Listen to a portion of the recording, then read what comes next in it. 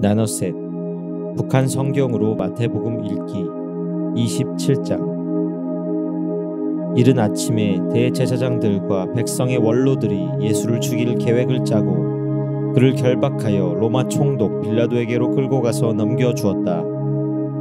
배반자 유다는 예수께서 유죄 판결을 받으신 것을 보고 자기가 저지른 죄를 뉘우쳤다. 그래서 은전 30잎을 대제사장들과 원로들에게 돌려주면서 내가 죄 없는 사람을 배반하여 그의 피를 흘리게 하였으니 나는 죄인입니다 라고 하였다. 그래도 그들은 우리의 알 바가 아니다. 그대가 알아서 처리하라고 말하였다. 그 은전을 성소에 내던지고 물러가서 스스로 목매어 죽었다.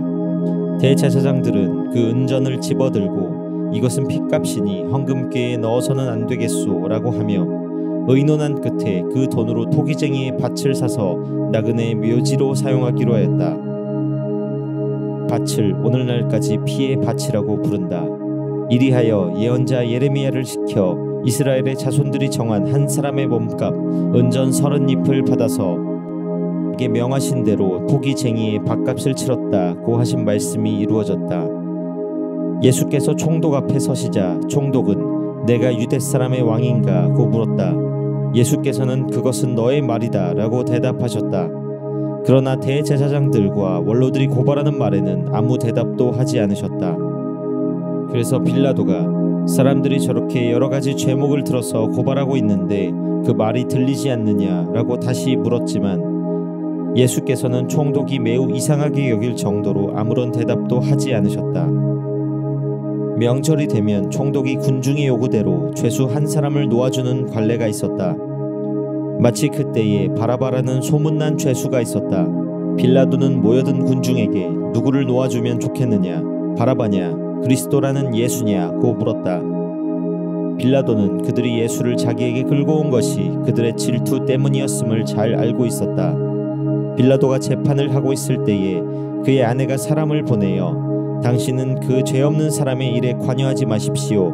간밤에 저는 그 사람의 일로 꿈자리가 몹시 사나웠습니다 라고 당부하였다. 그동안 대제사장들과 원로들은 군중을 선동하여 바라바를 놓아주고 예수를 죽여달라고 요구하게 하였다. 총독이 이 두 사람 중에서 누구를 놓아달라는 말이냐고 묻자 그들은 바라바요 하고 소리질렀다. 그래서 그리스도라는 예수는 어떻게 하면 좋겠느냐고 묻자 모두가 십자가에 못 박으시오 라고 소리질렀다. 빌라도가 도대체 그 사람의 잘못이 무엇이냐고 물었으나 사람들은 더 악을 쓰면서 십자가에 못 박으시오 라고 외쳤다.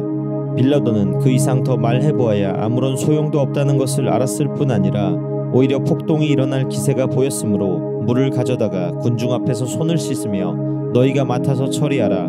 나는 이 사람의 피에 대해서는 책임을 질 수 없다고 말하였다.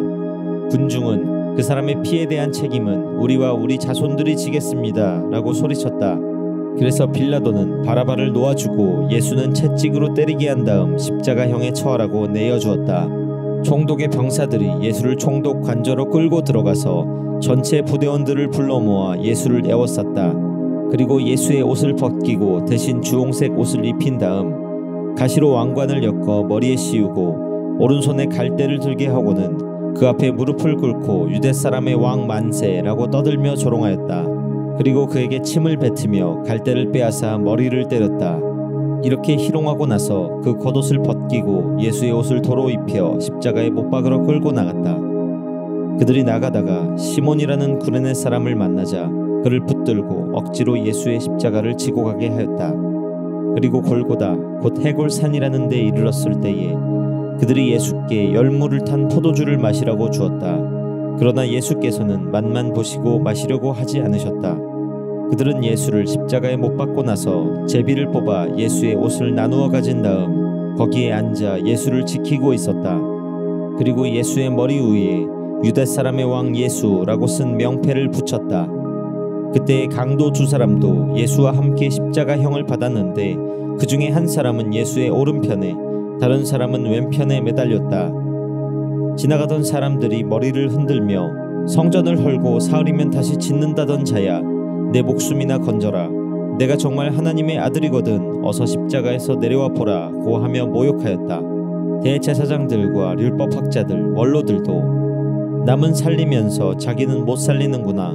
이스라엘 왕이여, 십자가에서 한번 내려와 보시지. 그러면 우리가 믿겠는데. 저 사람이 하나님을 믿었고 또 제가 하나님의 아들이라고 했으니 하나님이 원하신다면 이제 구원하시겠지라고 하며 조롱하였다. 예수와 함께 십자가에 매달린 강도들도 예수를 모욕하였다. 낮 12시부터 온 땅이 어둠에 덮여 오후 3시까지 계속되었다. 3시쯤 되어 예수께서 큰 소리로 엘리 엘리 레마 사박다니라고 부르짖으셨다. 이 말씀은 나의 하나님 어찌하여 나를 버리셨나이까 라는 뜻이다. 거기에 서 있던 몇 사람이 이 말을 듣고 저 사람이 엘리야를 부르고 있다고 말하였다. 그리고 그 중에 한 사람은 곧 달려가 해면을 신 포도주에 적시어 갈대 끝에 꽂아 예수께 목을 축이라고 주었다.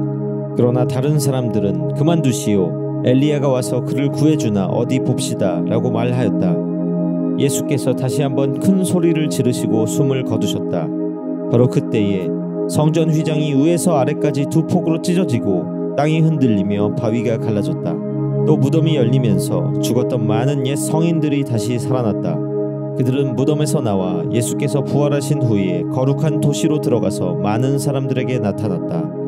백부장과 또 그와 함께 예수를 지키고 있던 사람들이 지진을 비롯한 여러 가지 사태가 벌어지는 것을 보고 이 사람이야말로 정말 하나님의 아들이었구나 하며 몹시 두려워하였다.